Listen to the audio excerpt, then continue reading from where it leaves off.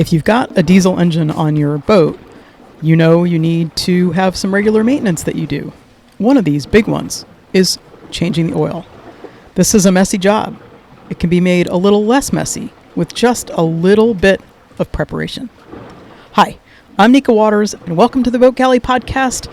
I'm talking about 3 pieces of equipment you can have on hand that will make oil changes just a little bit less messy. Today's episode of the Boat Galley Podcast is sponsored by Sailrite, your one-stop shop for all your DIY canvas and upholstery projects. From heavy-duty portable sewing machines to fabric, foam, and everything in between, Sailrite's outstanding customer support and free how-to videos empower you to sew for your boat, home, and more. Visit sailrite.com to get started on your DIY journey. DIY, that's definitely a part of life on a cruising boat. And though this doesn't have anything to do with our Sailrite machine, we do have to oil it periodically. But today's oil conversation is about changing the oil on your engine. And each engine has its own recommended interval. Each engine has its own quirks and little things that you have to make sure you do just right. Some of the access is on one side or the other. I'm not talking about specifics about your engine today. I'm talking about a couple of pieces of equipment and a little bit of preparation that you can do that will make this routine job a little bit less messy and easier. So one of the things that we do, and I would recommend, is to have a kit that you have that's all together with all the things that you need. So we've got a crate where we've got containers of new oil filters, and an empty container into which you can decant the used oil. We generally keep the empty container after we've dumped that new oil into the engine. We keep it so it's ready for the next time.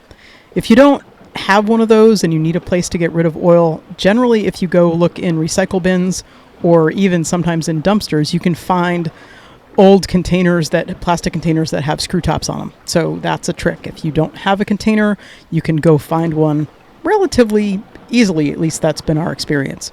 But it's a lot easier if you hold on to the old container from the oil and use it for your next iteration. Then it's sort of the self-fulfilling kind of a thing that you do. But everything for us is in one spot. 3 things that we find also incredibly useful, and these are also part of that kit. We've got a box of latex medical gloves. Have those gloves handy. Put them on before you start doing the oil change, because the oil change is going to be a little bit messy, no matter how well you organize it and get it all set. The second thing is to have an oil diaper, an absorbent oil pad handy, and actually lay it out underneath where that oil access point is, where you're going to wind up draining the oil out of the engine. These absorbent pads do a lot better job than just plain paper towels. And if you have it set up ahead of time, there might only be 1 or 2 or 3 drops there, but at least it's there and the oil isn't going somewhere to get smeared out by a paper towel. Definitely better to be safe than sorry. Our favorite tool for oil changing is a self-contained kind of oil changer. You hook up the hose, you start pumping, and the oil goes straight into the attached cylinder. It's like a vacuum thing that pulls the oil out and puts it into a container. You can then empty that container into your self-contained container that I talked about earlier to take to the recycle center. Or you can take the container itself to the recycle center and pour it into their receptacle. We've found, even in the Caribbean, though we've found places to take used oil, they don't want you to just empty it into the container. They want you actually to bring containers that you leave, and then they'll deal with it.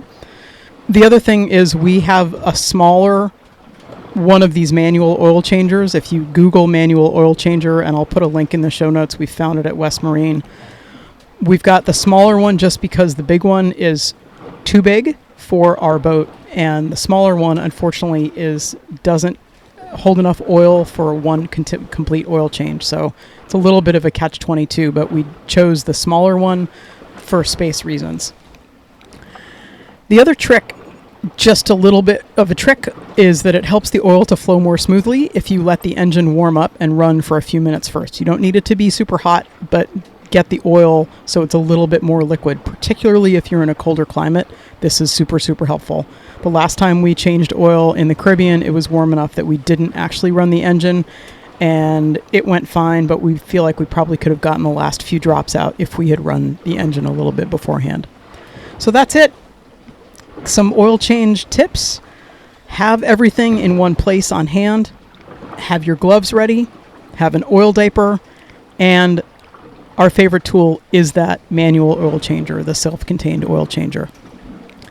However you deal with oil changes, I hope that you find it as mess-free as it possibly can be. I can't wait to share an anchorage with you when we don't have to be dealing with oil changes, at least not when we're down for sundowners, and we can toast to our good fortune at being able to experience this beautiful life in a beautiful place. Thank you so much for listening to the Boat Galley podcast.